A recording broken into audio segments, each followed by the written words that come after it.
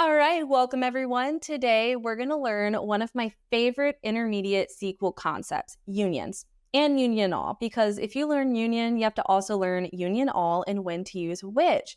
For some reason, this is one of the most common interview questions for data science and data analytics. To be honest, it's not that complicated to know the difference between union and union all, but interviewers love this question. So you better learn the difference between the two and learn it well. If you're new here, I'm Jess Ramos, and I am a Senior Data Analyst in Tech and the founder of Big Data Energy. So definitely hit that subscribe button if you want to follow along with all my content and coding videos. The fun thing about unions is it's like making a sandwich. You're basically taking these different data sets or different tables and stacking them vertically on top of each other.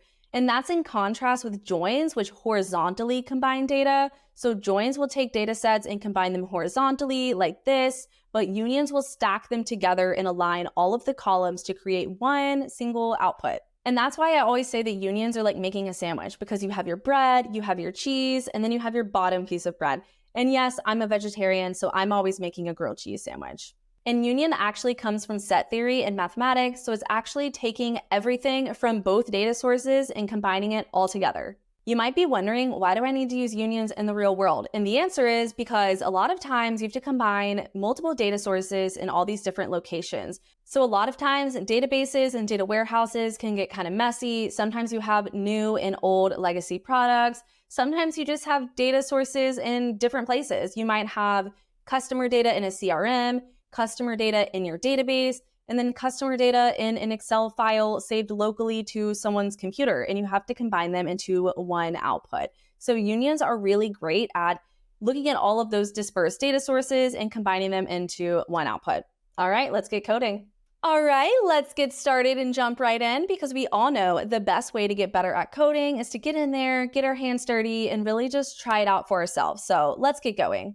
Today, I'm working in an online cloud-based data science notebook, which allows me to seamlessly transition between Python and SQL all in the same notebook environment. I also love that everything is saved in the cloud. I just feel like my work is more secure and it's better to use than a big, heavy IDE environment. So I'm first going to use pandas and Python to read all of my CSV files in and rename them as data frames. So we have 3 data frames: subscriptions, subscription product 1, and subscription product 2. And I'm just doing this just so everything is consistent and I can keep referring to that same data frame throughout the notebook instead of having to call on this CSV file every single time. So let's run this and import our data. And we can also start a SQL cell just to get ready to write a SQL query. We're going to have to change our schema away from the demo Snowflake environment and instead look at our data frames. That way SQL knows where to go look for those data frames. So let's first look at our subscriptions table. We have select star from subscriptions and just take a little sneak peek. And here we go. We have subscription ID, which is the primary key of the table. It's the unique identifier for each row in this data set.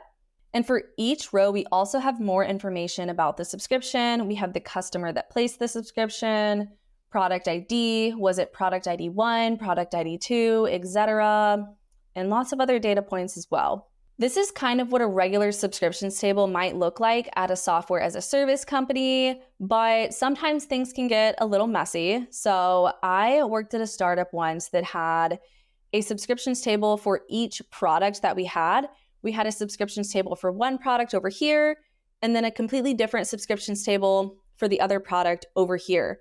And this happens a lot of times with companies when they don't have the foresight to kind of see what it's going to look like to scale and grow and add new products later on. Their database might not be as ideal and optimized as possible. So you end up having these weird tables places and you have to learn how to combine them and just deal with it. And that's where we're going to use union. Union is great for combining multiple data sources from different places, and we can kind of stack them together like a sandwich. But before we do that, let's look at our 2 different product subscription tables.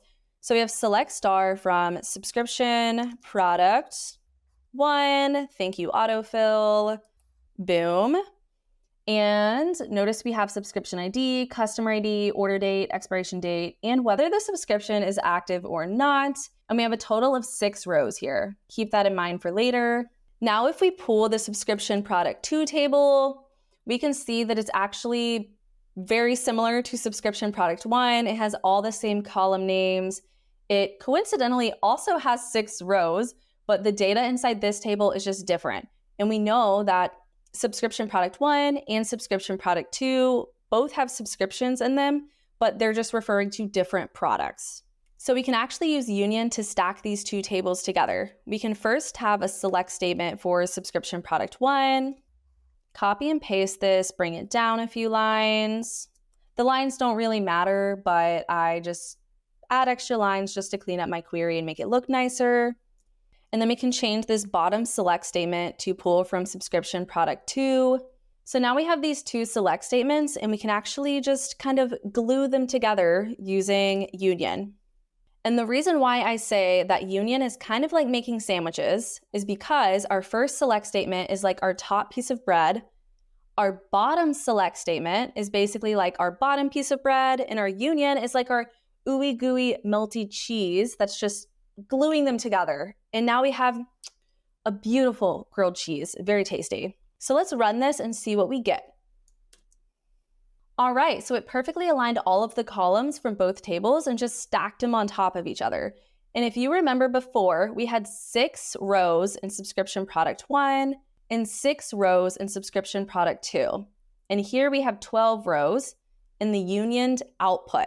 Something to keep in mind is that union removes any duplicate rows that are in both of the tables that you're unioning. So for example, if this row were completely identical in both tables, if we had this exact same row in both tables, it would be a duplicate row and would only show up once in the union output. But since we know that there are 12 rows in the output, which is 6 plus 6, we know that it combined both tables and there were no duplicates between the 2 tables. If your output has less rows than the number of rows between both of your tables added together, then you know that it removes some duplicate rows and it's doing what it should do. But in this case, we don't have duplicates, so we're fine. However, if you don't care if there are duplicate rows for whatever reason, or if you know for a fact there are no duplicate rows between your tables, it's better to use union all. And the reason why is because union is actually less efficient because it goes through and checks for duplicate rows.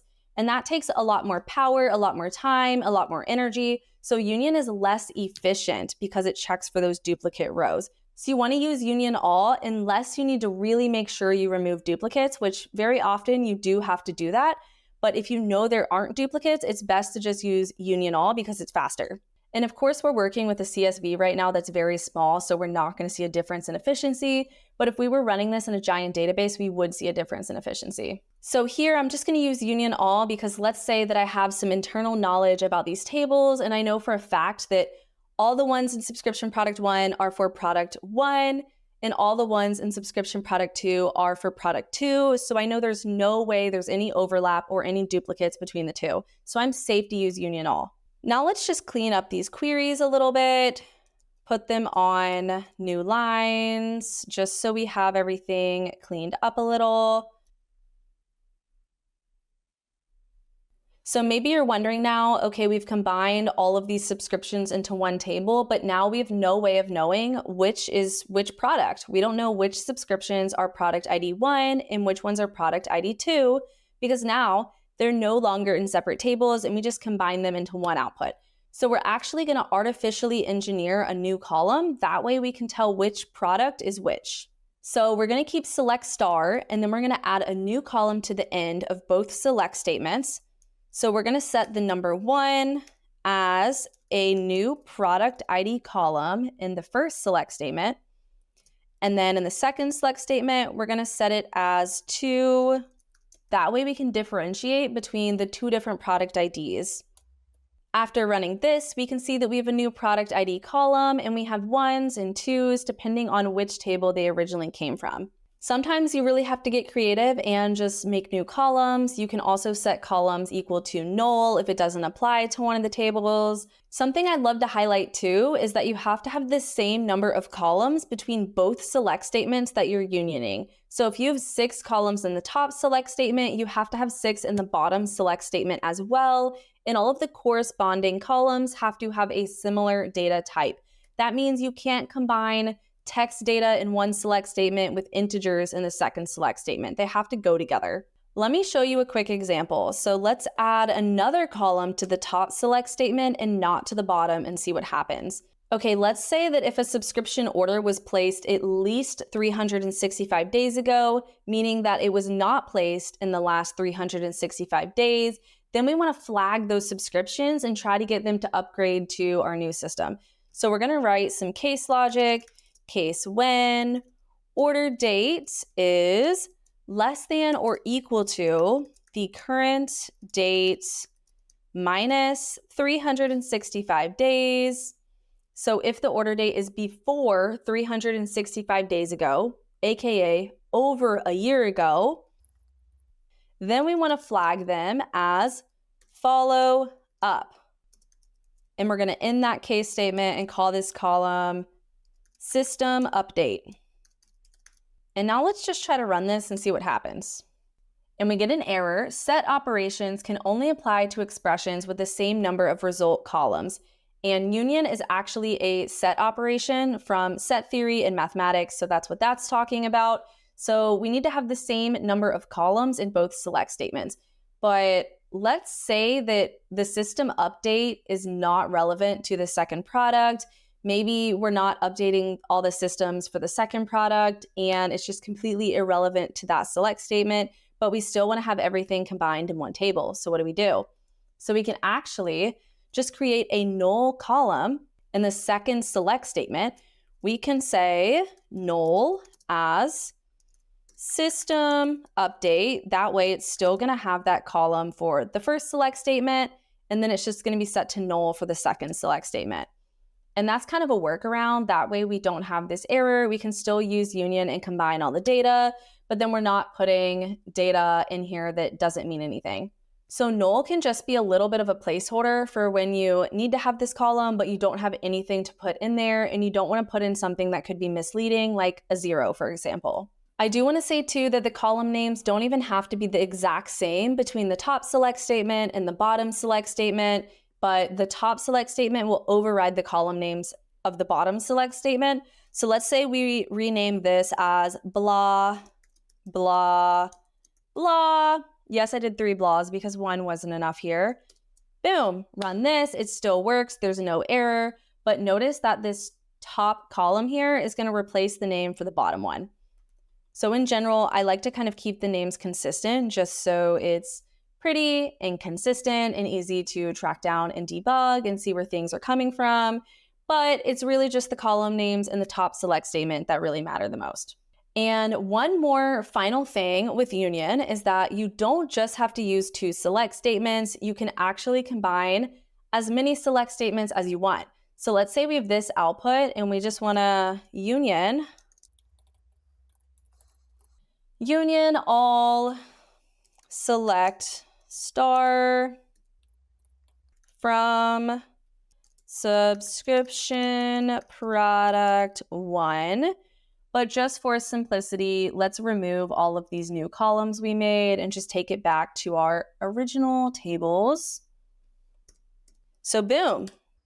Now we have a total of 18 rows. So we took the 6 rows from subscription product 1, the 6 rows from subscription product 2, and then the 6 rows from subscription product 1 again, stack them all together. This is like our double-decker sandwich. And now we have 18 rows total. And because we use union all between all of these tables, we're not removing any duplicate rows, which wasn't an issue with this part of the query because we knew there were no duplicate rows between the product 1 table and the product 2 table. But are there duplicate rows now because we're unioning the subscription product 1 table? Yes, you're right, there are. So if we actually remove all and do a regular union here, it's going to automatically dedupe. And we're back to 12 rows because it's only adding in the subscription product 1 rows one time and removing all the duplicates from this final union. By the way, there's no reason you should ever just union things for fun like this. This is just an example to show you the difference between union and union all with duplicates. All right, I hope you love that fun little coding demo. If you want to make sure that you stay on top of all of my videos, which I know you do, hit that subscribe button so you can keep up to date. Thanks for watching. Bye. See you later.